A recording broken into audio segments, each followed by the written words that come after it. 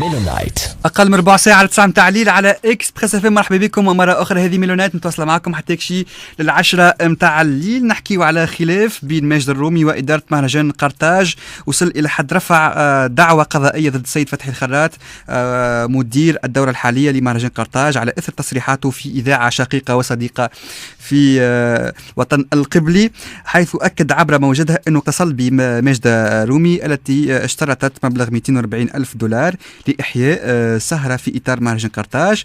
واستنكرت الفنانة ماجدة ما قيل على لسان مدير المهرجان من خلال مدير أعمالها السيد عوض الرومي اللي عبر عن تعجبه من التصرف هذايا، وصرح أنه تم بالفعل الاتصال بماجدة أنها لم تشترط هذا المبلغ الخيالي، وأن السعر الذي تم تحديده هو أقل من نصف المبلغ المذكور أي حوالي 90 ألف دولار.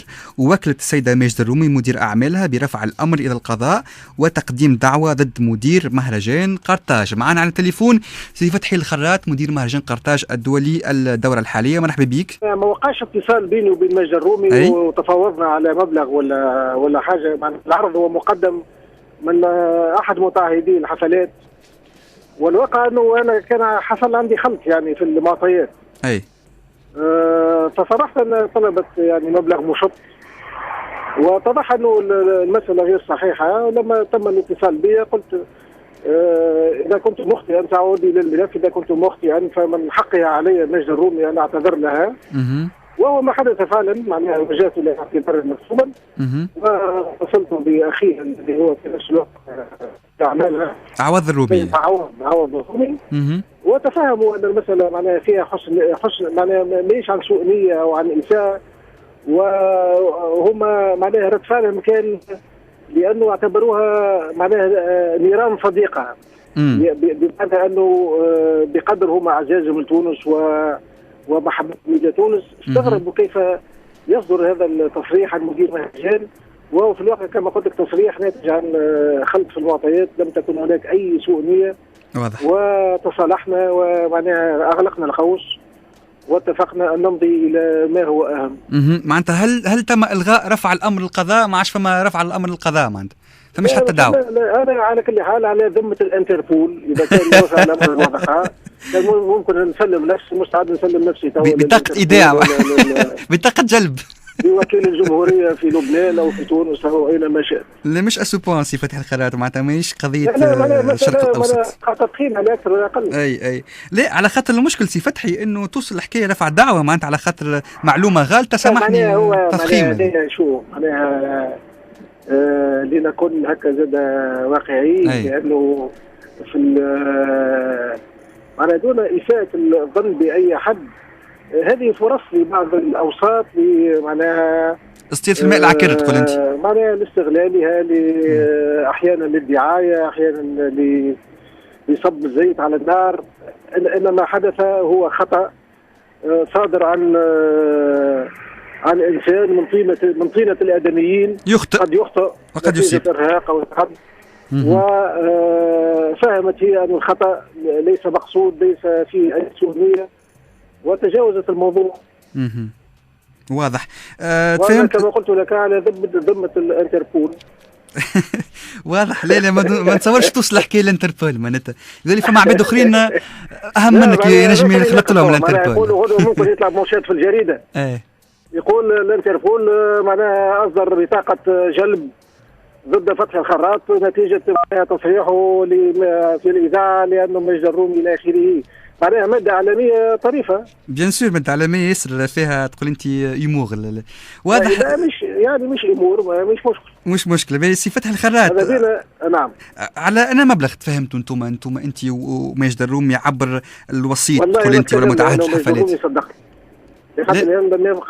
لم يقع بيننا اتصال مباشر. كلمت لا الوسيط يعني الانترميدير بيناتكم. فما احنا في الواقع نتعامل مع الوسطاء.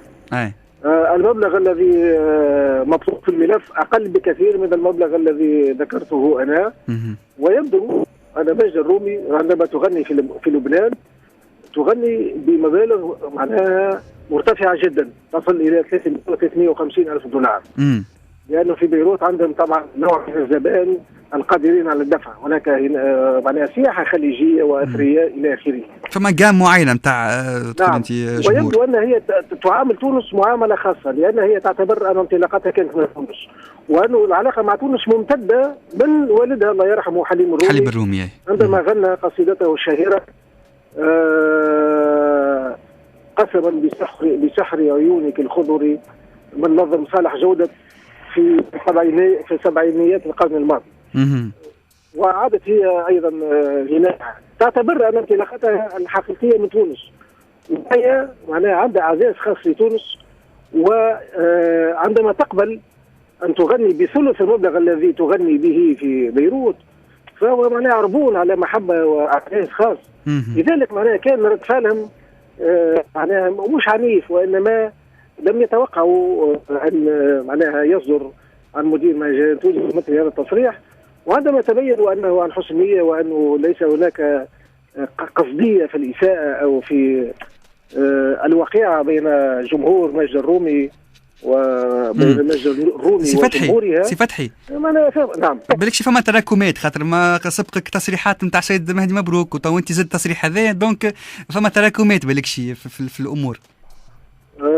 يا سيدي اعيدك اننا سنصوم عن التصريحات من هنا الى مهرجان قرطاج. لا بالفضل بيان سور، مش ولو اتصلت بك مره اخرى انت معناها ماشي فماشي قضيه اخرى توا، فماشي قضيه اخرى بعد برنامج هذا. سي فتحي نعم نسمع فيك. قلت لك معناها لا مش تراكمات، معناها تحصل في احسن العائلات، واحد ينجم يغلط فقط لا غير. معناها الحمد لله انه خطا ما جاش في عمليه جراحيه ولا في سياقه طائره معناها تنجر عليها كوارث. واضح لا واضح. دونك ما نضخموش الحكايه برشا وتجاوزناها. دونك العلاقه بين تونس ومجد الرومي علاقه كبيره ياسر، دونك ان شاء الله مجد الرومي باش تكون حاضره في مهرجان قرطاج، علاش لا؟ ان شاء الله ان شاء الله. هل توضحت الامور فيما يخص قائمه الاسماء سي فتحي؟ والله وين صرتوا في التحضيرات؟ الى التوضح. اي نعم. دونك حسب الى التوضح. دونك واضح من غير ما نقولوا اسامي اخرين ولا كشيات فك علينا مل. لا ان شاء الله قريبا نقول اسماء ونعلنوا معناها على تفاصيل البرمجه ان شاء الله. وان شاء الله من هنا لغادي ما نعملوش زلات اخرى فوات اخرى. سي فتحي الخراط يعطيك صحه وشرفتنا بحضورك بالتليفون وعلى رحابه صدرك زد. يا سيدي العفو، احنا شيء مثلا بسيطه وقت الواحد يخطئ يعتذر، يعني هذا ابسط المسائل. واضح. مرحبا بك. يعيشك يعطيك صحة سي فتحي الخراط. لبيت الدعوة كلمناك ولبيت الدعوة هكايا كان الاتصال بك انت، وضحت لنا الامور وصار اعتذار بينك وبين مكتب ماجد الرومي. دونك وفات المشكل وفيه الخلاف، فماش لا دعوة قضائية لا انتربول.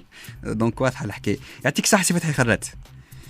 دونك كان معنا فتحي خراط مدير مهرجان قرطاج الدولي في دورته الحاليه. دونك كما سمعنا ما فماش مشاكل بين ماجد الرومي وتونس، تبقى كما قلت علاقات ماهيش متوتره بيناتنا. دونك قال بدايتها بدات من تونس ومعتزه بياسر بتونس. ودونك المبلغ حتى ولو تفهموا على المبلغ تقريبا نصف المبلغ اللي ذكروا سي فتحي الخراط على اذاعه اخرى $90,000. يمكن زاد يتيح شويه المبلغ هذايا معناتها اعتمادا على ظروف الحالية لتونس وظروف تقول انت الاقتصادية لتونس.